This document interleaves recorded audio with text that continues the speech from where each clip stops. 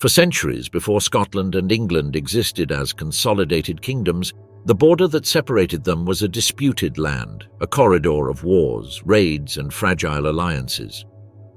Between the Roman remnants of Hadrian's Wall and the northernmost ruins of the Antonine Wall stretched a harsh strip, the scene of cultural and political clashes between Celtic Briton Pictish peoples and later Anglo-Saxons. It was a mobile frontier, a blurred boundary between civilizations still searching for their identity. The Roman Empire, upon occupying Britannia in the 1st century AD, encountered the ferocity of the northern tribes. Unable to fully subdue those lands, the Romans decided to erect a wall of stone and watchtowers that would mark the limit of their dominion. Hadrian's Wall, built around 120 under the mandate of the eponymous emperor. Its purpose was not only defensive but also symbolic, to separate the civilized world from the barbarian. Further north, decades later, another emperor, Antoninus Pius, attempted to expand Roman control and erected a second wall, shorter but equally ambitious. However, the project failed. The indomitable Picts resisted, and the empire retreated south of Hadrian. There, the spiritual border between two worlds, which centuries later would be called England and Scotland, was drawn. After the Roman withdrawal in the 5th century, the island fragmented. In the south, the Angles, Saxons, and Jutes founded kingdoms that would give rise to England. In the north, the Picts and Scots, the latter coming from Ireland, emerged and founded the kingdom of Dalriata and later Alba. Tensions arose when borders began to be defined not by stone walls, but by lineages and swords. The northern kings sought to expand their domains toward the fertile southern valleys, while the Angles of Northumbria, powerful and Christianized, attempted to impose their influence beyond the River Forth. The 7th century marked one of the first significant clashes. The kings of Northumbria, such as Oswald and Oswiu, extended their power into the Scottish lowlands, and at times English dominance seemed total. However, the Picts resisted. In 685, the Battle of Dun-Nechtane sealed a profound change. The Pictish army, led by King Bride MacBeally, defeated the Northumbrians, halting their advance and consolidating northern independence.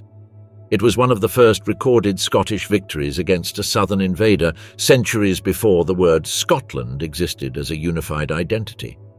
As centuries passed, the frontier became a mosaic of shifting alliances.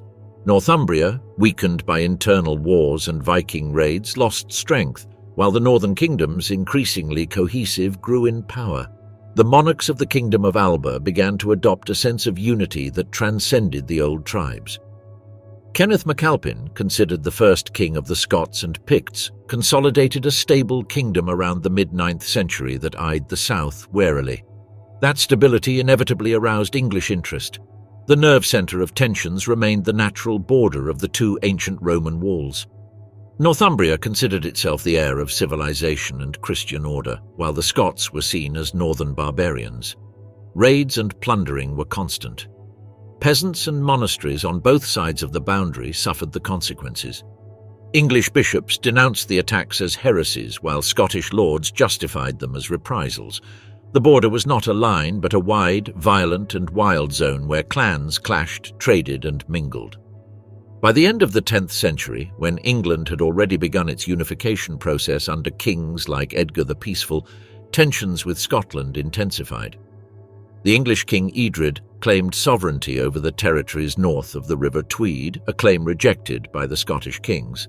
The first royal diplomacies between the two kingdoms were a mix of threats and ambiguous oaths. Malcolm II of Scotland, a skilled strategist, took advantage of English succession conflicts to expand his influence in Lothian and parts of Northumbria. These conquests laid the foundations of the medieval Scottish map. During the 11th century, the relationship became even more complex. The arrival of Norwegian Vikings to northern Scotland and the Hebrides added a new common enemy. From then on, the old border tensions would no longer be just disputes between clans and villages, but between two nations seeking dominance over the entire island. The border between Hadrian's Wall and the Antonine Wall had been a symbol of separation for centuries, but now, with England strengthened and Scotland asserting its independence, that invisible boundary transformed into a line of challenge, pride, and destiny. Heroes, wars, and legends that would define the following centuries would be forged along it.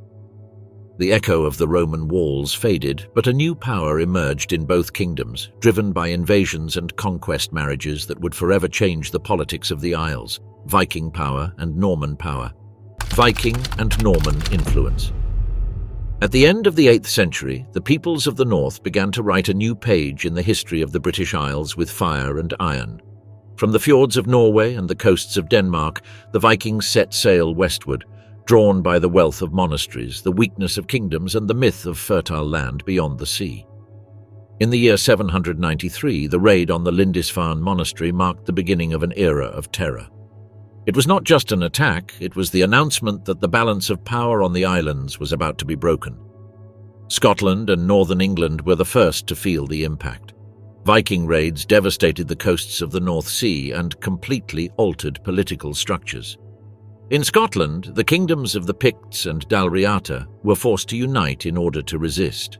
The Orkney Islands, the Hebrides, and part of northern Scottish territory came under Nordic rule. There, the invaders established permanent settlements, blending their customs with local ones and giving rise to a new identity: the Norse Gaels, peoples of the sea and the sword. The Vikings were not only raiders, they were also merchants, explorers, and settlers.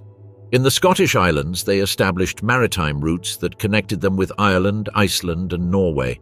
Stone fortresses, known as brocks, became control and defense posts, while local Nordic dynasties competed for control of the North Atlantic. In Scotland, kings had to constantly negotiate with these powerful lords of the sea. One of them, Sigurd the Strong, Earl of the Orkneys, even took part in battles in Ireland and Northumbria, extending his power over much of northern Scotland. Viking influence transformed Scottish culture. Language, names, navigation, and military tactics bore the mark of the North. Even the Scottish nobility adopted elements of Nordic organization, especially in coastal areas. But while Scotland adapted to this new maritime reality, England experienced a deeper change. In the 9th century, the Kingdom of Wessex, under the command of Alfred the Great, managed to resist and later reconquer the territories invaded by the Danes. The result was a unified kingdom under a single monarch, more centralized and disciplined than ever. This England, born from the war against the Vikings, would become a much greater threat to the north. Meanwhile, in Scotland, the monarchy of Alba continued to consolidate. Kenneth II, Malcolm II, and later Duncan I sought to expand their domains southward, taking advantage of the English fragmentation. However, a new foreign power was about to break onto the scene, forever altering the relationship between the two kingdoms, the Normans. In 1066, Duke William of Normandy crossed the English Channel and defeated King Harold Godwinson at the Battle of Hastings. England changed hands. With William the Conqueror's victory, the island entered a new feudal era. The Normans, descendants of Vikings settled in France, brought with them a sophisticated military and administrative system, stone castles, tax records, heavy cavalry, and an absolute monarchy.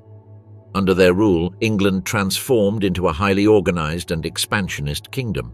Scotland, until then a peripheral power, began to be seen as a strategic target. The new Norman power needed to secure its borders. William ordered the construction of fortresses along northern England from Durham to Carlisle to contain the Scots and the still rebellious lords of Northumbria. But the Scots did not remain passive. King Malcolm III, known as Malcolm Canmore, took advantage of the post-invasion chaos to attack northern England and seize part of Cumbria. It was an act of defiance, but also of opportunity. His marriage to Margaret of Wessex, descendant of the old Anglo-Saxon nobility, consolidated his legitimacy and established a dynastic connection with pre-Norman England. Malcolm's reign marked the beginning of a dual policy: resist Norman military influence, but adopt their structures. Scottish kings began inviting exiled Norman nobles to serve as administrators and warriors in their court. Names such as Bruce, Balliol, and Stuart arrived at that time, sowing the roots of future royal houses and conflicts. Stone fortresses multiplied in Scotland, cities grew, and the court became more European. However, that imitation also implied dependence. Scotland was beginning to resemble its enemy. By the mid-12th century, the balance between the two kingdoms became more tense. Henry I of England sought to impose his authority over the Scottish kings, while David I of Scotland, influenced by his Norman education, tried to modernize his country according to the English model.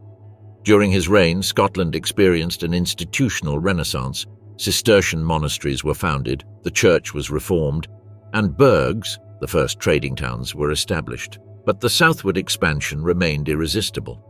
In 1138, during the English Civil War known as the Anarchy, David Mackay invaded Northumbria, claiming rights over territories his ancestors had possessed.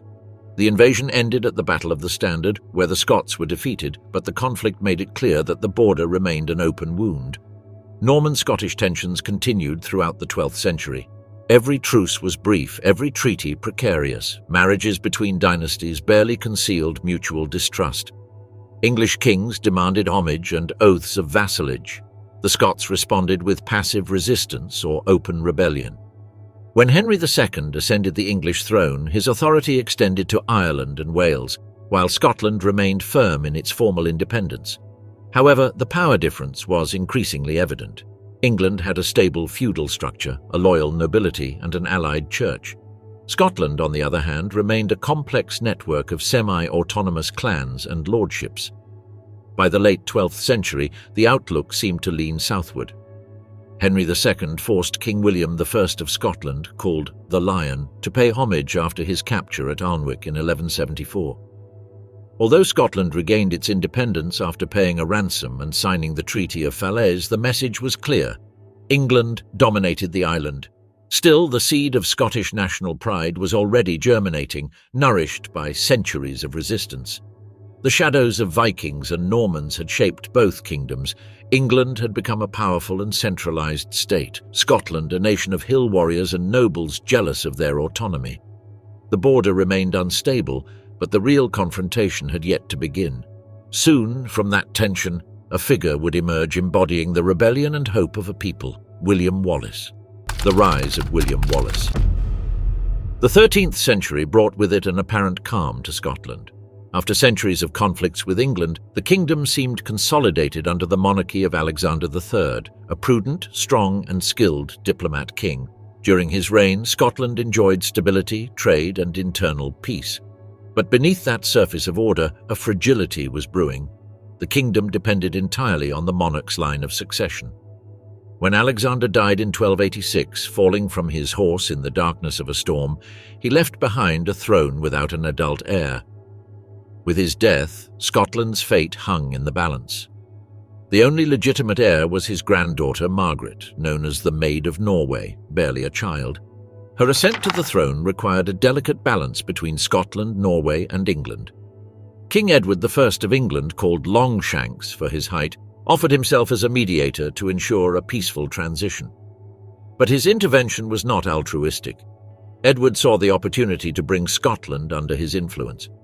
Through the Treaty of Bergen, he arranged for the girl to be promised in marriage to his own son, ensuring that any future offspring would unite the two crowns. However, the plan collapsed when Margaret died during her journey to Scotland in 1290, leaving the kingdom without a sovereign. The death of the Maid of Norway opened an unprecedented succession crisis. 13 Scottish nobles claimed the throne. In the absence of consensus, the guardians of the kingdom again requested Edward I's mediation. The English monarch agreed but imposed conditions. Before arbitrating, he demanded that all Scottish nobles recognize his sovereignty. The claimants, fearing open conflict, complied.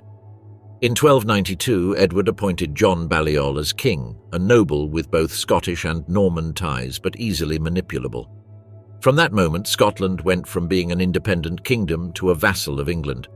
Balliol soon discovered that his crown was a golden cage. Edward publicly humiliated him, forced him to finance his wars in France, and demanded constant oaths of loyalty. Resentment spread among the nobility and the people. In 1295, tired of oppression, the Scots sealed a secret alliance with France, the famous Auld Alliance, promising mutual support against England. When Edward learned of it, he responded with devastating force. He invaded Scotland in 1296, sacked Berwick with unprecedented brutality, executing thousands of inhabitants, and defeated the Scottish army at Dunbar. Balliol was deposed and sent prisoner to London. In his place, Edward imposed a military government. Scotland remained under occupation. From that power, vacuum and humiliation emerged an unexpected figure, a man who did not come from the high nobility but from a lesser knightly family, William Wallace. Little is known for certain about his youth. Some chroniclers describe him as the son of Malcolm Wallace, a landowner from Elderslie educated by clerics, strong, charismatic, and of indomitable temperament. Popular tradition depicts him as a giant, a symbol of the untamed strength of the North, but beyond the myth, Wallace was a born strategist, driven by the conviction to free his homeland from English yoke. The trigger of his rebellion was a personal act. According to the chronicles, he killed an English sheriff who had abused his authority and violated his wife. Private revenge turned into a revolt. Wallace gathered peasants, scattered soldiers, and rebellious clans, forming an irregular force that attacked English garrisons and destroyed outposts. His first victories, although modest, had a huge impact. The Scots, tired of oppression, found a voice in him. Resistance spread quickly throughout the country. In 1297, Wallace allied with Andrew Moray, a northern noble who had also initiated an uprising. Together they managed to coordinate a national revolt. Their strategy was simple but effective: avoid direct confrontations with the heavy English armies and attack their supply lines, taking advantage of the Scottish terrain. Edward's response was to send a well-armed contingent to Stirling under the command of the Earl of Surrey and Hugh de Cressingham.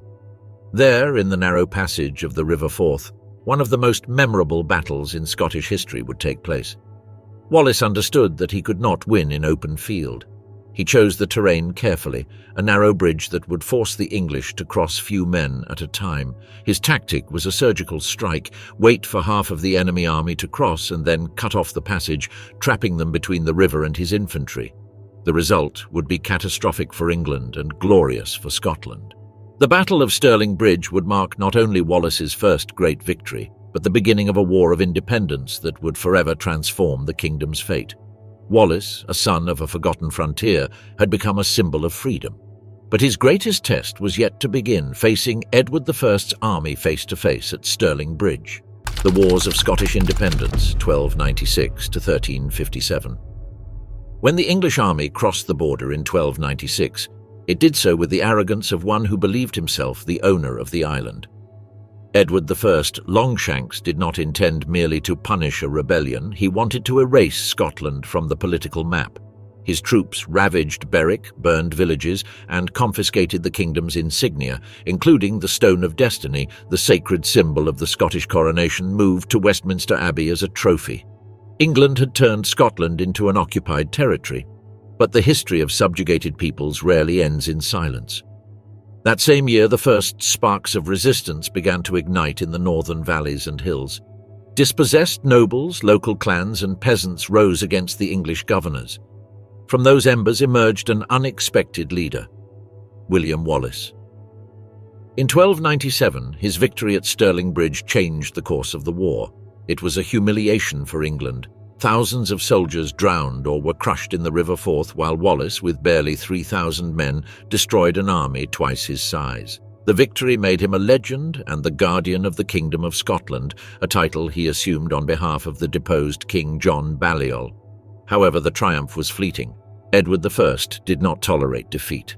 In 1298, he assembled a massive army supported by heavy cavalry and Welsh archers. The Scottish response came at Falkirk. Wallace tried to resist with pike formations, the Chilterns, but the hail of arrows and English discipline destroyed his lines. Thousands of Scots died and Wallace disappeared from the scene. Years later, he would be captured, betrayed by his own compatriots, and executed in London in 1305. His body was dismembered and his remains displayed throughout England. But his death did not bring peace. Rather, it ignited a fire that even the most powerful king of Christendom could not extinguish. After Wallace's fall, the resistance did not die out. Various Scottish nobles continued the fight, among them Robert Bruce, a descendant of one of the families with a claim to the throne. Initially ambiguous in his loyalties, Bruce understood that independence could not be achieved without legitimate authority. In 1306, in a church in Dumfries, he killed his rival John Comyn, an ally of England, during a dispute. It was an act of defiance and destiny. A few days later, Bruce was crowned King of Scotland at Scone. His reign began amid ruins and persecution. Edward I responded with brutality. Royal envoys ravaged monasteries, executed Bruce's supporters, and captured his relatives. Queen Isabel and her daughter were imprisoned, her brothers executed. Bruce fled into exile, taking refuge in the Highlands and the Western Islands, where he reorganized his army. Upon his return, he employed guerrilla tactics, avoiding direct confrontations and striking at strategic points. In 1307, fate intervened. Edward I died while marching to Scotland. His son, Edward II, lacked his father's resolve. The tide began to turn. Between 1308 and 1313, Bruce reconquered almost all Scottish territory. English castles were besieged one by one, first Perth, then Inverlochy, Roxburgh, and finally Edinburgh, through a patient and calculated strategy. Local lords swore allegiance to the new king, while the population saw him as Wallace's spiritual heir. However, independence still hung by a thread. England was preparing a new invasion. In 1314, Bruce would face the English army on a field near Stirling, the same scene where Wallace had triumphed years earlier. The Battle of Bannockburn would decide the kingdom's fate. During the 2 days that the battle lasted, Scottish courage defied military logic.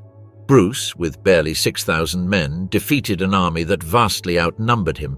The English cavalry, trapped in marshy terrain, was destroyed by Scottish spears. Edward II barely managed to escape with his life. Bannockburn was not just a military victory, it was the affirmation of a nation. Since then, Scottish independence ceased to be a dream and became a tangible reality, recognized even by the European powers. Despite the victory, England refused to formally acknowledge Scottish sovereignty. In the following years, the war continued in the form of raids, embargoes, and conspiracies. In 1320, the Scottish nobles sent Pope John XXII the famous Declaration of Arbroath, a letter that defended the Scottish people's right to live freely under their own king. That document, written with a dignity that transcended politics, proclaimed that while 100 of us remain alive, we will never submit to the English yoke. It was one of the first expressions of national identity in Europe. Formal recognition would not come until 1328, with the Treaty of Edinburgh-Northampton, signed between Robert the Bruce and Edward III of England. England accepted Scottish independence and the right of Bruce and his heirs to the throne. However, peace would be short-lived. A year later, Bruce died, leaving a vulnerable kingdom. His son, David II, barely a child, ascended the throne amid intrigues and internal divisions. England, now under the rule of a young but ambitious Edward III, once again looked north. In 1332, a group of Scottish nobles exiled in England, the so-called disinherited, invaded the country with English support. A new generation of wars ignited. During the following 2 decades, Scotland was ravaged once more. David II was captured in 1346 after the defeat at Neville's Cross and spent more than 10 years as a prisoner in London. Despite the devastation, the Scottish identity endured. The people continued to fight for their king, their land, and their freedom, even when the Black Death decimated the country in 1349. Finally, in 1357, peace was signed. Scotland agreed to pay a huge ransom for the release of its king. David II returned to an impoverished but intact kingdom, where independence, although costly, had been preserved. The wars of independence left behind generations of dead, ruined cities and immortal heroes. But they also consolidated the spirit of a people who had defied the most powerful empire of their time. Wallace's sword and Bruce's crown had ensured that Scotland remained free, and it was precisely on that battlefield in Stirling that the next great epic of the kingdom would be forged. The Battle of Stirling Bridge, 1297. The dawn of September 11th, 1297, rose misty over the River Forth. In the wet fields near Stirling, 2 armies watched each other from a distance. On one side, the banner of St. Andrew waved over an improvised contingent of peasants, archers, and Scottish knights led by William Wallace and Andrew Moray. On the other, thousands of English soldiers, disciplined and well-equipped, led by John de Warenne, Earl of Surrey, and Hugh de Cressingham, the royal treasurer. At first glance, there was no possible comparison. The English were more than double in number and had better weaponry. But Wallace was not going to fight a war of numbers. That morning, the genius of his strategy would redefine the destiny of Scotland. The Stirling Bridge was narrow, barely wide enough for 2 riders to pass side by side. It was the only crossing point over the Forth for miles, a natural bottleneck. Wallace understood it immediately. He knew that if he could force the enemy to enter that passage, the English numerical superiority would become their greatest disadvantage. During the previous night, he had positioned his men north of the river, hidden behind a slight rise in the terrain, and had ordered them to wait. The English army, confident, camped on the south side, ignoring the trap closing around them. With the first light of day, Surrey ordered the advance. His plan was to cross the bridge and deploy in the open field to crush the Scots with heavy cavalry. But Wallace and Moray remained still. When the first English contingents began to cross, the weight of the army and the narrowness of the passage created silent chaos. The Scots waited patiently until a considerable number of enemies, estimated between 500 and 1,000 men, were already on the other side. Then Wallace gave the signal. A wave of screams echoed over the river. The Scots descended from the hills with long spears, the schiltrons in tight formation. The attack was devastating. The English, trapped between the river and the infantry, had no room to maneuver. The horses panicked, riders fell, and confusion turned into slaughter. Those trying to retreat collided with those still crossing the bridge. The wooden structure creaked, and within minutes it collapsed under the weight of men, armor, and animals. The Forth ran red. Hugh de Cressingham tried to organize a retreat, but he was intercepted and killed. His body was dismembered, and according to chroniclers, his skin was used to make a belt, a macabre warning to the invaders. John de Warenne managed to escape with the remnants of the army to Berwick, leaving behind thousands of dead. In a single morning, English arrogance had been annihilated by Scottish cunning. The victory at Stirling Bridge resonated throughout Europe. It was not only a military feat, but a national assertion. For the first time, Scotland had shown that it could defeat England without relying on large armies or fortifications. Wallace and Moray were proclaimed guardians of the kingdom. Their names became a symbol of unity. But glory came at a price. Moray was severely wounded in the battle and would die shortly after, leaving Wallace alone at the forefront of the resistance.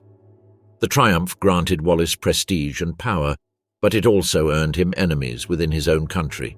Some nobles, fearful of his growing influence, began to conspire. England, humiliated, would not take long to respond.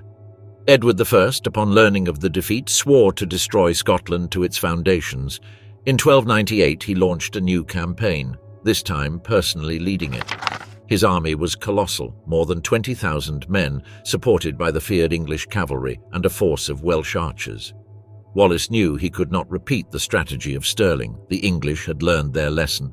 He decided to retreat inland, adopting scorched earth tactics. He burned villages and crops to deprive the enemy of resources, harassed their supply lines, and avoided direct confrontations. But the weight of the invasion was overwhelming. Finally, the two armies met at Falkirk, where Wallace faced his first major defeat. English archers, deployed on elevated positions, broke the Scottish formations. The cavalry fled. The rebel army was destroyed. Wallace's fall marked the end of the first phase of the war, but not the end of the dream. Although he was pursued and captured years later, his example inspired a new generation of warriors and nobles who would continue the fight for independence. Stirling Bridge had proven that intelligence could overcome force, that the will of a people could bend an empire. That day, on the banks of the Forth, not only was a battle won, an ideal was ignited, and that ideal would reach its peak on another Stirling battlefield 17 years later, under the banner of Robert the Bruce. The Battle of Bannockburn, 1314. In the summer of 1314, the winds of war blew again over Scotland. Robert the Bruce, king crowned after years of persecution and exile, had managed to reconquer almost the entire national territory. Only one English stronghold remained standing, Stirling Castle, a key fortress in the heart of the kingdom. Its fall would mean total control of Scotland, its loss, the ruin of the independence effort. The English commander of the castle, Philip Mowbray, made a truce with Edward Bruce, the king's brother, promising to surrender if no English reinforcements arrived before June 24th of that year. The date sealed the fate of both kingdoms. Edward II of England could not allow such humiliation. He mobilized one of the largest armies England had sent north, over 20,000 men, including heavy cavalry, archers, and mercenaries. Opposite them, Bruce had barely 6,000, mostly infantry. But the Scottish monarch's experience and knowledge of the terrain would be his most powerful weapons. Bannockburn, a marshy area southwest of Stirling, would become the stage where Scotland's fate would once again be decided. On June 23rd, under a radiant sun, the English advanced confidently. Their army was an imposing sight, long rows of knights in shining armor, waving flags, and the metallic roar of lances. Bruce, however, had chosen his ground with surgical precision.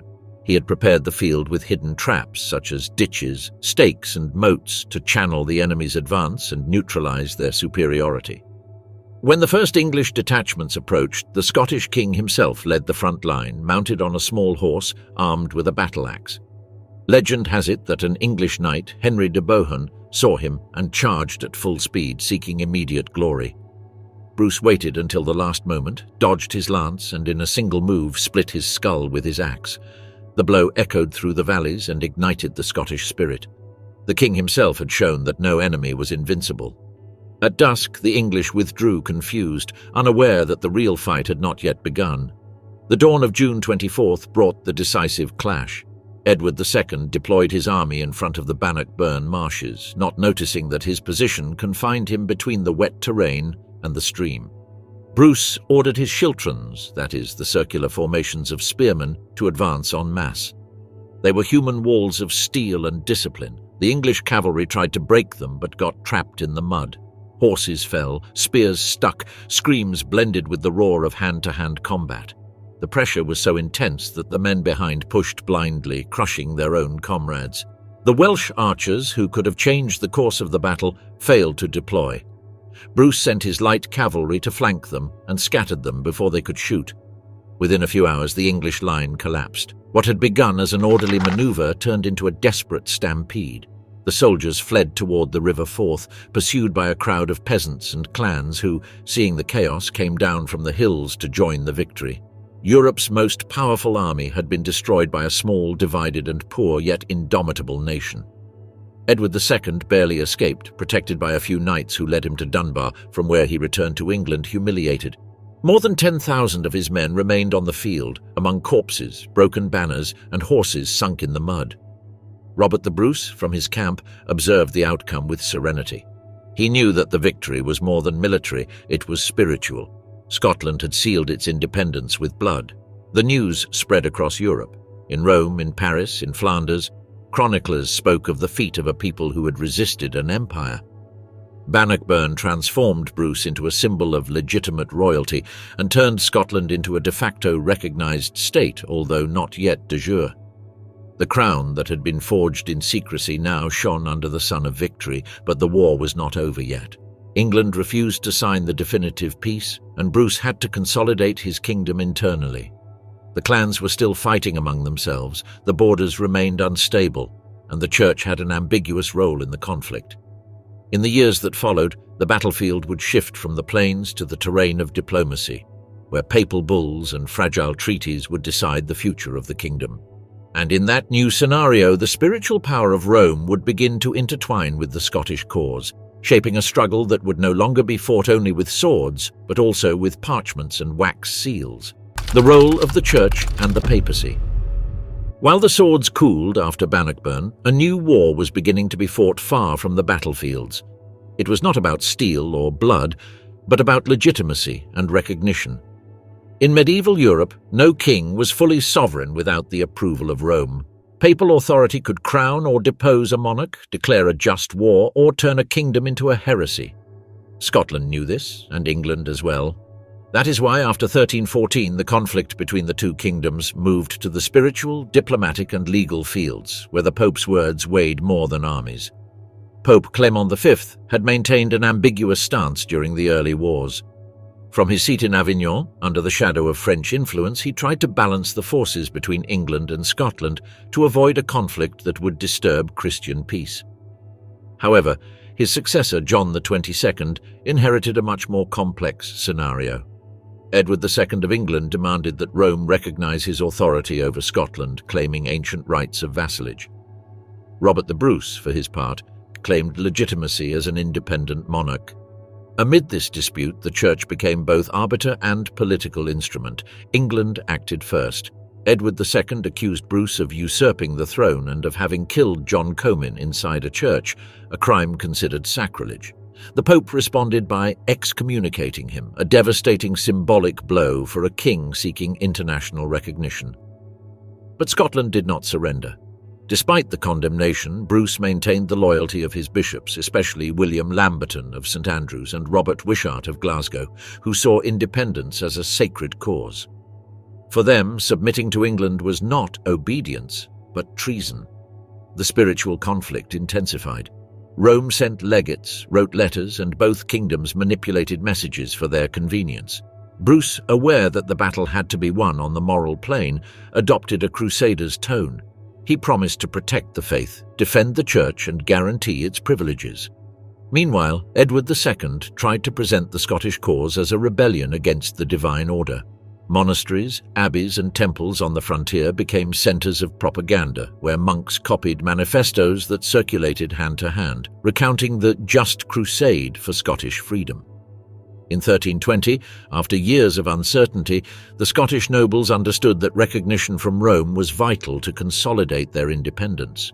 Gathered at Arbroath Abbey, they drafted one of the most momentous documents in medieval history, the Declaration of Arbroath.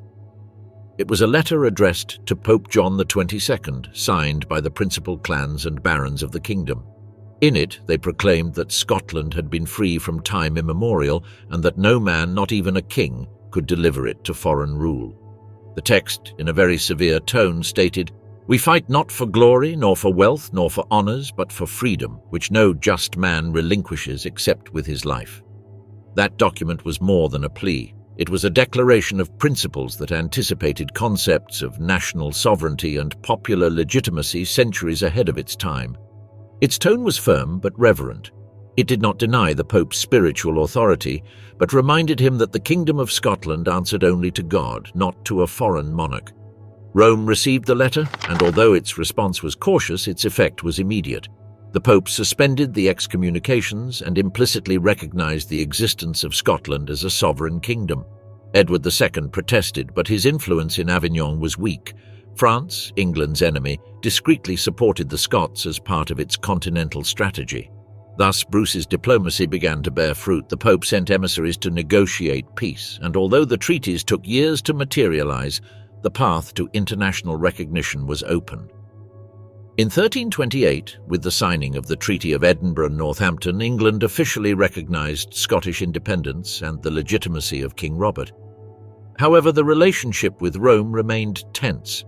After Bruce's death, the papacy once again faced pressures from London to intervene in Scottish affairs. The new monarch, David II, barely a child, was seen by the Curia as a weak figure, vulnerable to the ambitions of nobles and invaders.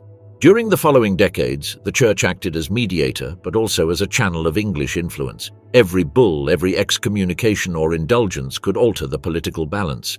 In Scotland, faith had intertwined with national identity. Rural churches, Cistercian monasteries, and Gothic cathedrals became symbols of spiritual resistance. Monks wrote chronicles of martyrs and heroes. Sermons exalted Bruce as one chosen by Providence. Religion, which at first had been a field of dispute, ended up being the strongest bond between the people and their independence. Over time, the conflict between crown and cross subsided, but the memory of that diplomatic struggle endured. Scotland had learned that its survival depended not only on weapons but also on the written word and the moral recognition of the Christian world. However, peace with England was a fragile illusion. Treaties would break as easily as the oaths of kings, and new generations of clans and nobles would resume the cycle of alliances, betrayals, and wars that would mark the following centuries. Ink had sealed independence but not stability, and soon the promises on paper would be tested by treaties and truces that would never last. Fragile treaties and truces. The peace achieved after the signing of the Treaty of Edinburgh-Northampton in 1328 seemed to mark the end of more than 3 decades of war between Scotland and England. According to its terms, England recognized Scotland as a free and independent kingdom, renounced any claim to sovereignty, and the marriage between David II, son of Robert the Bruce, and Joan of England, sister of Edward III, would seal the reconciliation between the two crowns. On parchment, the agreement seemed solid, even hopeful. But the political reality of the British Isles remained too unstable to sustain peace. Robert the Bruce died shortly after the treaty was signed in 1329, leaving his son David at barely 5 years old. The regency fell to nobles who distrusted each other and lacked the unifying charisma of their late king. England, meanwhile, was under the tutelage of Queen Isabella and her lover Roger Mortimer, until the young Edward III took power in 1330. Once consolidated on the throne, the new monarch considered the treaty a humiliation. His pride and ambition could not tolerate that England had been forced to recognize Scottish independence under a child king. From the first day of his reign, Edward III planned to undo it. Tensions flared in 1332 when a group of Scottish nobles exiled in England, descendants of those who had lost lands and titles during Bruce's reign, organized an invasion with English support. They called themselves the Disinherited. Their leader, Edward Balliol, son of the former king John Balliol, sought to reclaim the crown his family had lost decades earlier. The incursion began with surprising success. The invaders landed in Fife, defeated the Scottish forces at Duplin Moor, and crowned Balliol at Scone. For a brief period, Scotland returned to English influence, but the country did not accept the restoration. The northern clans, the town burghers, and Bruce loyalists regrouped. In 1333, Balliol suffered a crushing defeat at Annan and fled to England. However, Edward III took advantage of the situation to intervene openly. That same year, he marched north and besieged the town of Berwick. The Scottish response was immediate. The regent Archibald Douglas assembled an army to relieve the town, but he was annihilated at the Battle of Halidon Hill. The tactical superiority of the English archers, the same who would later decide victories in France, proved devastating. Berwick fell, and southern Scotland came under English control once again. During the following decade, war returned as a constant. David II was sent to France for safety, while Balliol, protected by Edward, remained a puppet king over part of the territory. However, the alliance between Scotland and France, the aforementioned Auld Alliance, proved crucial. France pressured England on the continent, forcing Edward III to divide his forces and resources. In 1341, David II returned from exile and regained the throne. It seemed that the cycle of independence repeated: expulsion of the invader, restoration of the king, national reconstruction. But the truce was short-lived. In 1346, David II, fulfilling his alliance with France, invaded northern England while Edward III fought in Normandy. The attempt was disastrous. At the Battle of Neville's Cross, the Scots were defeated and David himself was captured. He was taken to the Tower of London, where he would remain a prisoner for 11 years. England, with its Scottish king as a hostage, had the advantage once again. The country was left under the rule of regents and feuding clans, while the Black Death, arriving in 1349, decimated the population. Attempts to free the monarch dragged on for years. England demanded impossible ransoms, and each negotiation ended in a new treaty or a new betrayal.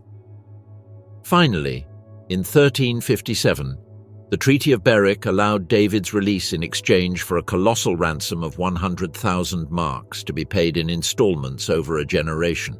Scotland, impoverished and devastated, accepted. It was an exorbitant price for a small nation. The king returned to an exhausted, divided, and resourceless country. Taxes increased, loyalties broke, and the nobility began to conspire. The following decades were a back and forth of truces and violations, of promises signed and broken. England used diplomacy as a weapon, demanding homage and tribute, while Scotland responded with French alliances and strategic marriages. No agreement lasted longer than the life of a monarch or the patience of a pope. The border became an open scar again.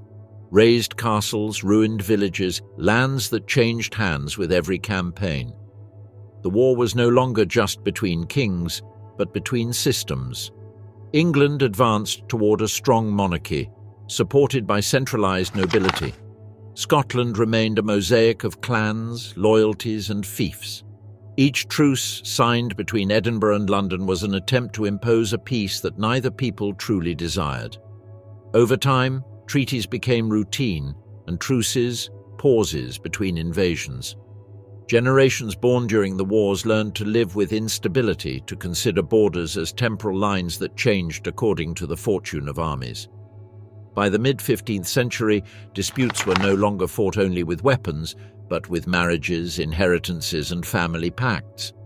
And from these forced unions between clans and crowns would emerge a new chapter, the rise of the Stuart dynasty, where the politics of lineage would replace those of the battlefield.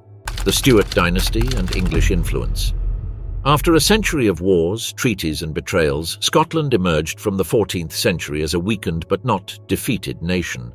The clans had survived famine, plague, and the constant English threat, but the price had been high. The nobility was fragmented, the economy ruined, and the throne lacked firm leadership. In 1371, after the death without direct heirs of David II, the last descendant of Robert the Bruce, the throne passed to a new house, that of the Stuarts. It was the beginning of a dynasty destined to both unite and divide the British Isles.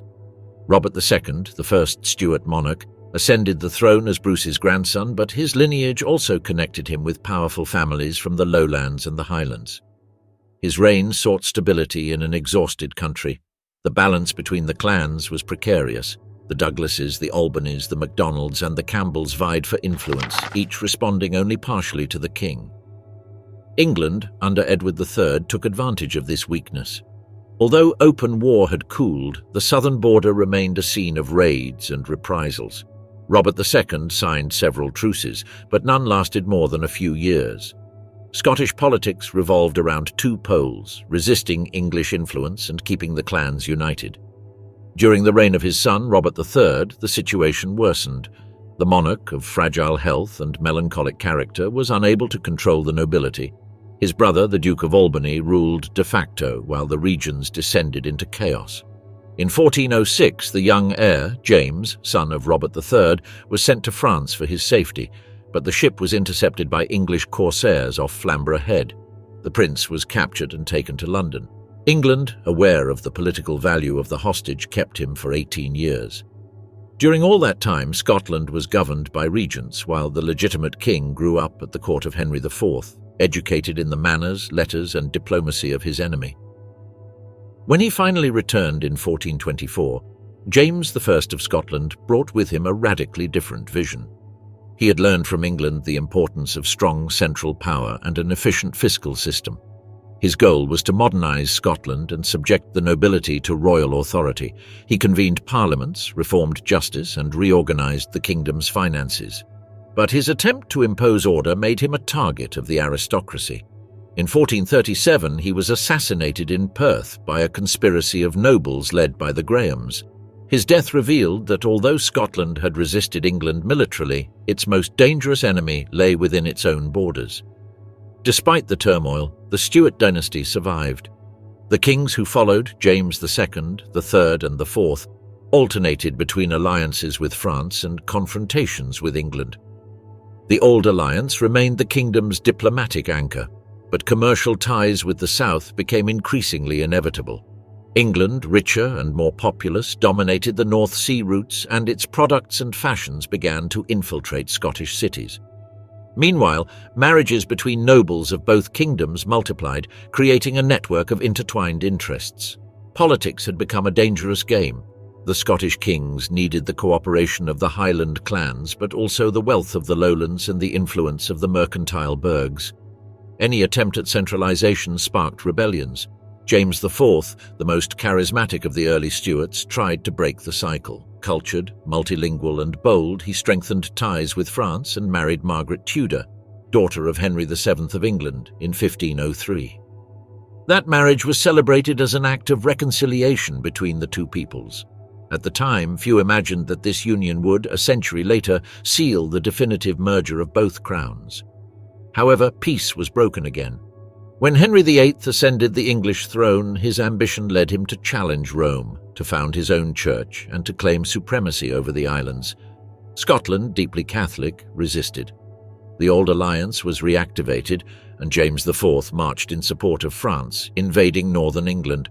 In September 1513, at Flodden Field, the Scottish army was annihilated. The king himself died in battle, along with dozens of nobles. It was the worst defeat since Falkirk. Scotland was left leaderless once more, with a widowed queen, Margaret Tudor, and an heir of barely 1 year, James V. During the following decades, Scotland became a chessboard for European powers. France tried to maintain its influence, England sought to impose its dominance, and Rome tried to preserve its spiritual authority. The Stuarts, caught between these forces, adopted an ambiguous policy: diplomatic engagement with England but religious loyalty to the Pope. James V strengthened the Church, founded monasteries, and defended Catholicism against the growing reformist wave. His reign was a desperate attempt to preserve independence, but it ended abruptly after his defeat at Solway Moss in 1542. He died shortly after, leaving as heir a girl of barely 6 days, Mary Stuart. With Mary, Scotland would enter an era of even deeper tensions. Educated at the French court, her return to the throne would be seen as a symbol of both hope and tragedy. England, now Protestant under Elizabeth I, would consider her a mortal threat. Intrigues, marriages, and religious wars would define her destiny and that of the entire Stuart dynasty. English power would no longer be imposed by arms, but through influence and religion. And while the clans clung to their independence, a new force would emerge from the Highlands: tribal loyalty and its weight in the kingdom's political future. The role of Scottish clans. To understand the history of Scotland, it is not enough to look at its kings. The true pillars of the kingdom were the clans, large families, united by blood, land, and the oath of loyalty. From the Highlands to the Lowlands, Scottish clans shaped the country's destiny beyond crowns and treaties. In times of war, they were an army. In times of peace, a government. Their authority, based on honour and tradition, defined domestic politics as much as relations with England. Each clan was a small nation. They had their territory, customs, and their own system of justice. The clan chief or chieftain was not just a nobleman. He was a patriarch, judge, protector, and in many cases a warlord. Around him, hundreds of families organised, sharing the same surname and banner. The MacDonalds of the West, the Campbells of Argyll, the MacLeods of Skye, the Frasers, the MacGregors, the Gordons, the Douglases, and the Stuarts were more than lineages. They were political forces that could rival the king himself. During the 14th and 15th centuries, the Stuart monarchy depended on them to survive. Whenever a king needed men to repel an English invasion, it was the clans who answered. But that same autonomy that made them indispensable also made them a danger. Many chieftains behaved like sovereigns within their domains, imposing their own laws and collecting tributes without royal intervention. Scotland was a mosaic of unstable alliances, where loyalty to the king competed with loyalty to the clan. The Highlands, especially, maintained a fiercely independent identity. Its geography, made up of mountains, deep valleys, and endless lakes, made the penetration of central power difficult. There, old Celtic and Gaelic customs persisted. The language, music, and social structure differed from the rest of the kingdom. In contrast, the Lowlands were more integrated into trade with England, and the continent spoke a Scottish influenced by English and moved in a more feudal and urban context. That cultural division between North and South was also reflected in political loyalties. Northern clans saw the king as a distant figure, useful only in times of war. Those from the Lowlands considered him a necessary ally against the chaos of the Highlands. Between both worlds, the Stuarts tried to exercise authority, but rarely imposed it. Every campaign to pacify the mountains ended in rebellion. The MacDonalds, Lords of the Isles, even formed an almost independent kingdom, the Lordship of the Isles, with its own fleet and ties to Ireland. Their power was so great that the Scottish Parliament feared they would one day proclaim themselves sovereigns of the West. The 15th century was marked more by internal wars than by English invasions. Clans fought among themselves for land, honour, and revenge. Disputes could last generations. King James IV tried to balance their power by pitting some clans against others, granting privileges to the Campbells to contain the MacDonalds. That policy of division worked temporarily, but sowed a hatred that would endure for centuries.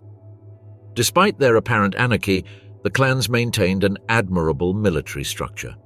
Their warriors, armed with Scottish broadswords known as claymores and round shields, fought in tight formations, guided by pipers, the bagpipers who set the rhythm of battle.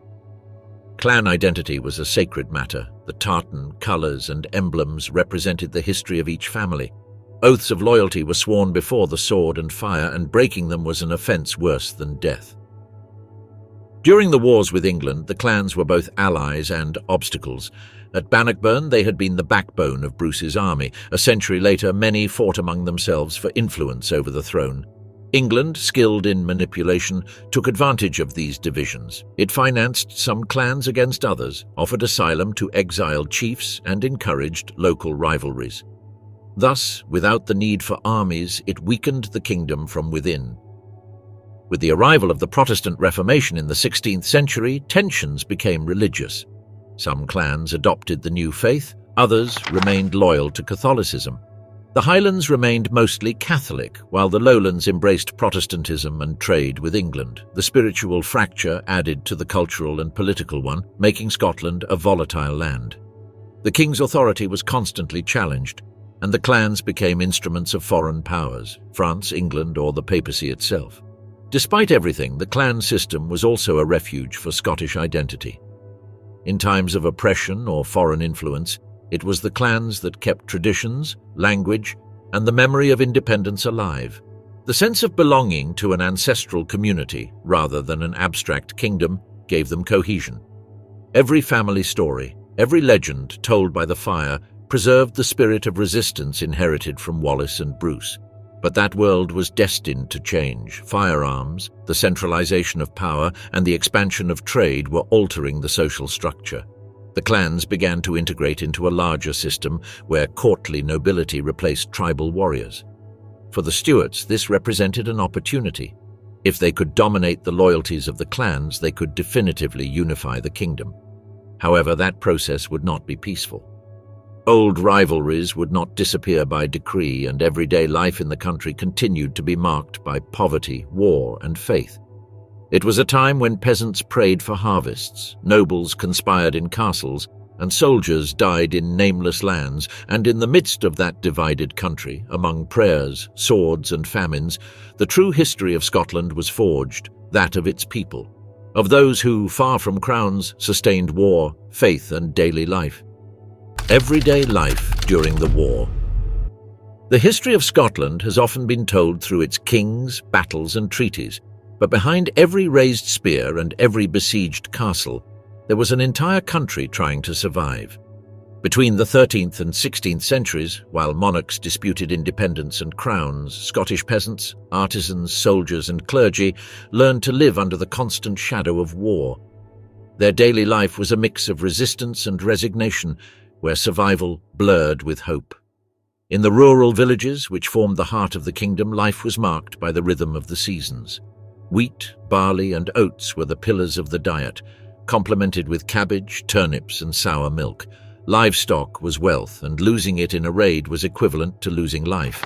During the English campaigns, villages were burned, fields devastated, and animals confiscated. For many, the war was not a patriotic cause, but a repeated catastrophe. However, in every winter of scarcity, men returned to the plough, women rebuilt stone homes, and children learned to keep silent when the wind brought the sound of distant drums. The Highlands experienced a different reality. Isolated among mountains and valleys, communities were self-sufficient, guided by their clans. The social structure revolved around the chieftain, who distributed land, enforced justice, and protected his people. Conflicts were personal, not ideological. An offense, cattle theft, or betrayal was enough to spark a war between families that could last generations. The code of honor replaced written law. The war with England, though ever present, was for many a distant echo. In the Highland towns, loyalty to the clan was more real than loyalty to a king. In the lowlands, closer to the border, danger was every day. English raids and Scottish reprisals turned the region into a permanent raiding zone. They were known as the border reivers, bands of armed horsemen who crossed the boundary at night to steal cattle, burn barns, and kidnap hostages. Families learned to build fortified houses called peel towers with stone walls and retractable stairs. Life on the border was precarious, but it also shaped a tough and distrustful character, where cunning was more valuable than strength. Scottish cities, though small compared to those of continental Europe, were centres of trade and refuge. Edinburgh, Stirling, Aberdeen, and Perth grew under the protection of their walls. Cobblestone streets were filled with Flemish merchants, French weavers, and Norwegian sailors. Taverns were meeting and conspiracy places, where both wheat prices and political alliances were negotiated. The smell of burned wood and fermented beer filled the air. During sieges, cities became prisons. Hunger, disease, and lack of hygiene were deadlier enemies than swords. Religion permeated every aspect of life. Sunday Mass was the only time peasants heard news from the kingdom. Sermons spoke of crusades, sins, and redemption, but also of wars and divine punishments. Monks were the chroniclers of the nation.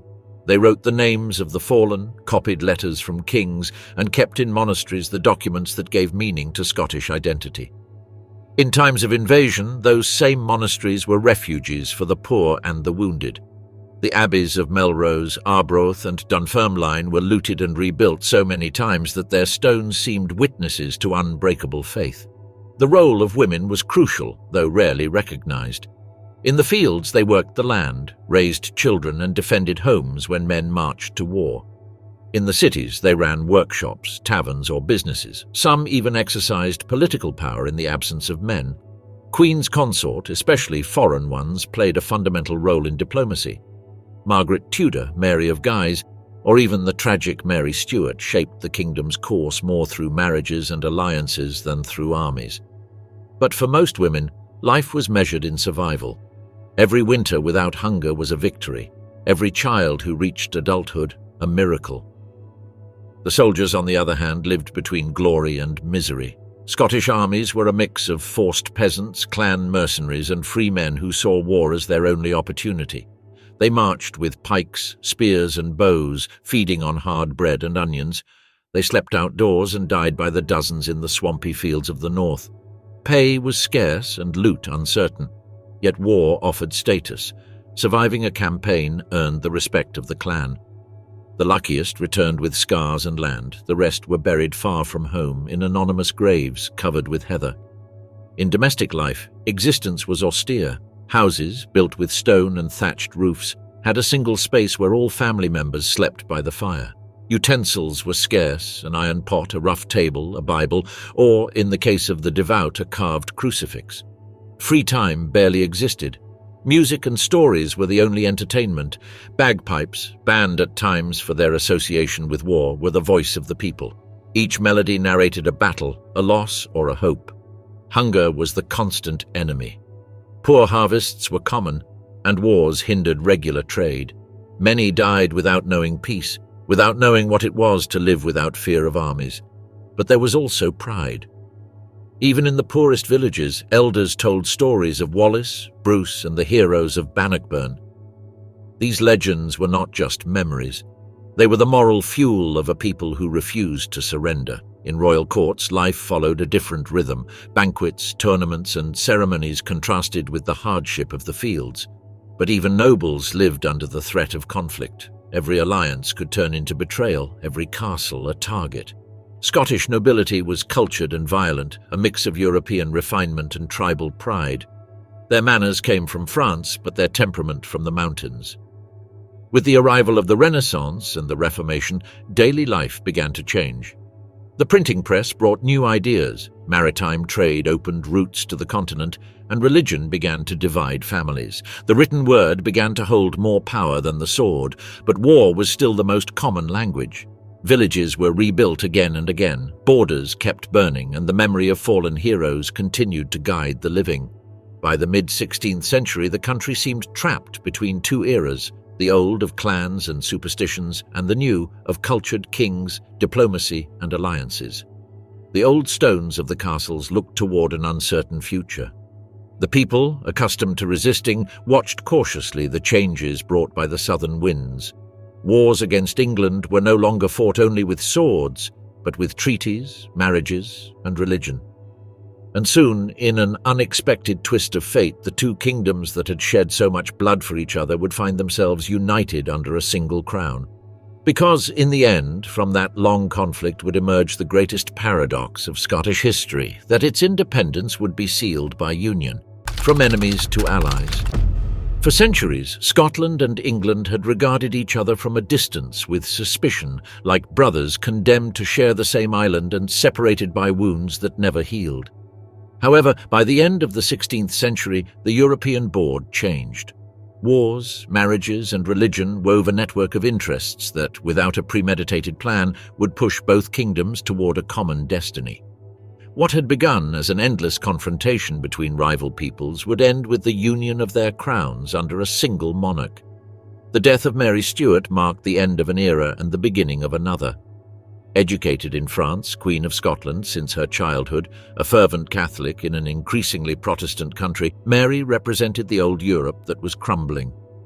Her confrontation with her cousin Elizabeth I of England was both political and religious. In the eyes of Rome, Mary was the legitimate heir to the English throne. For Elizabeth, she was a constant threat to her reign. The Babington conspiracy, which aimed to assassinate Elizabeth and place Mary in her stead, sealed her fate. In 1587, she was beheaded at Fotheringhay. Her execution shocked Europe, but paradoxically, her death would unite the destinies of both nations more than she had ever achieved in life. Her son, James VI of Scotland, raised in a Protestant environment and educated to govern prudently, inherited a weary nation. Under his reign, Scotland reached a degree of stability unknown for generations. James understood that his survival did not depend on prolonging wars with England, but on building bridges. He maintained secret correspondence with Elizabeth I for years, assuring her of his loyalty and offering his neutrality in European conflicts. When Elizabeth died without heirs in 1603, the English throne lacked a direct successor. By bloodline, James was the most legitimate candidate, great-grandson of Margaret Tudor, sister of Henry VIII. Thus, without a battle or an invasion, the King of Scotland was also proclaimed King of England. On March 24, 1603, James VI of Scotland became James I of England. For the first time in history, the two rival crowns united under a single monarch. The union of the crowns was not a political merger, but a dynastic one. Scotland and England remained separate kingdoms, with their own laws, parliaments, and currencies, but shared the same sovereign. In Edinburgh and London, chroniclers wrote that the 400-year war had come to an end. In the border fields, peasants, accustomed to fire and raids, received the news with skepticism.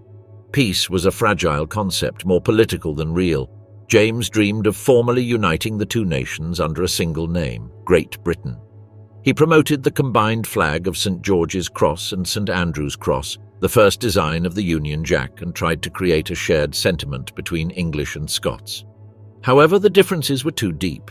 In Scotland, many considered him an absent king, more concerned with the luxuries of the London court than the affairs of the north. In England, he was seen as a foreigner with a strange accent and coarse manners. The dream of complete union remained, for the time being, only on paper. Despite this, the personal union of the crowns transformed the islands. Border wars ceased. The castles that had been fortresses for centuries became noble residences. Trade routes opened, Scottish merchants crossed freely to the south, and northern universities attracted English students. Edinburgh flourished as an intellectual centre, while Aberdeen and Glasgow expanded thanks to maritime trade. Cultural exchange slowly began to erase prejudices. The English admired the Scots' discipline, the Scots' English prosperity. Nevertheless, beneath that apparent harmony, silent tensions persisted. Religion remained an abyss. England, under the Tudors, had consolidated the Anglican Church, while Scotland maintained its own Reformed Church, Presbyterianism deeply opposed to episcopal hierarchy. James, pragmatic, tried to maintain a balance, but his successors would lose it. Under Charles I, his son, religious and political tension exploded into civil wars that once again dragged both peoples into chaos. The Scots, divided between royalists and Covenanters, participated in the revolution that ended with the execution of the English king in 1649. For the first time in centuries, the North did not fight the South for sovereignty, but for shared or opposed religious ideals. During Oliver Cromwell's brief rule, Scotland was invaded and militarily subdued. The dream of independence seemed extinguished. But with the Restoration in 1660 and the arrival of Charles II, the old alliance of honour between both kingdoms resurfaced. By the end of the 17th century, Scotland faced a new crossroads. Its economy was weak, its colonies failed, and its nobility divided. England, by contrast, had begun building an overseas empire. The differences between the two kingdoms were no longer military power, but ambition. The 18th century brought the definitive solution, though also tinged with irony and a tragic perception in the eyes of both peoples. In 1707, with the Act of Union, Scotland and England ceased to be separate states and officially formed the Kingdom of Great Britain. It was a union negotiated by politics, not conquered by arms. England offered political stability, access to its colonies, and relief from Scottish debts. In exchange, Scotland gave up its parliament and agreed to send representatives to London. Many in Edinburgh saw it as a pact of survival, others as a betrayal. In the Highlands, resentment ran deep. The Union did not erase Scottish identity. Clans remained the soul of the North, and the Jacobite rebellions of the 18th century showed that the flame of independence was still alive. In 1745, Prince Charles Edward Stuart, also known as Bonnie Prince Charlie, attempted to restore his ancestors' dynasty and expel the English. His army of Highlanders marched to Derby before being defeated at Culloden. That battle was the last major armed confrontation between Scotland and England. Afterward, clans were disarmed, bagpipes banned, and lands confiscated. Yet even total defeat could not erase the spirit that had survived 1,000 years of conflicts. Over time, the two peoples learned to live under the same flag. Scottish soldiers became an essential part of the British Army. Glasgow merchants dominated the tobacco and sugar trade, and Scottish thinkers like David Hume and Adam Smith illuminated the modern era with their ideas. Scottish culture, far from disappearing, expanded and gave character to a global empire. The same mountains that had been refuge for rebels now produced poets and philosophers who influenced the entire world. In the following centuries, Scotland and England went from fighting each other to complementing each other. The war that had defined their history transformed into cooperation, their rivalry into competition, and their hatred into shared identity. The ruins of old fortresses became monuments, and songs that once celebrated revenge began to tell nostalgia. Thus, the history of conflict between England and Scotland did not end with the victory of one over the other, but with the acceptance of their common destiny. The bloodshed over centuries paradoxically served to forge a union more enduring than any treaty. From the devastated lands of the north and the burned valleys of the south, a single island nation was born, built on the memory of its enmity and the echo of its reconciliation.